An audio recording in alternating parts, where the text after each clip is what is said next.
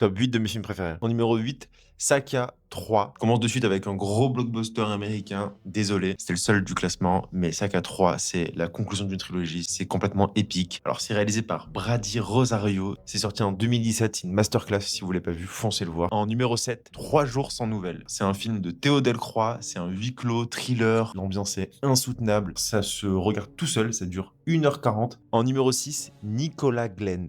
C'est un biopic complètement formidable sur cette personnalité sulfureuse américaine qui nous livre une masterclass, on rigole, on pleure. C'est réalisé par Ryan Salmon et c'est sorti en 2018. Foncez le voir. En numéro 5, Erin et les Trois du coin. C'est un petit film feel good réalisé par Audrey Guillou qui est sorti en 2010, il me semble. En numéro 4, là, on commence à rentrer dans du très très gros lourd. Paris 3140. C'est un film complètement fou, dystopique, qui est sorti en 1981 et qui est toujours d'actualité aujourd'hui, même encore plus d'actualité aujourd'hui qu'à l'époque. Enfin, ça fait beaucoup référence à tout ce qui se passe en ce moment. Paris 3140, c'est hyper sous-coté. Je vois pas beaucoup de gens qui en parlent.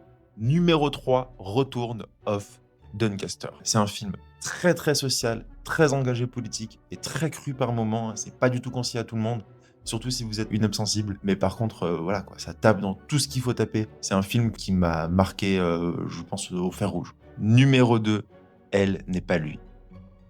Tout est dit. C'est un film complètement barré, psychédélique, vraiment genre une expérience immersive. Pour moi, c'est ce qui se rapproche le plus du cinéma. Et on termine avec mon numéro 1, mon top 1. Si je devais garder qu'un seul film sur cette planète, ça serait lui. C'est Sur le parking vide. Enfin, c'est un thriller culte des années 90 réalisé par Francis Franco. Juste la photo. Juste la photo. Juste la photo. C'est tout ce que j'ai à dire.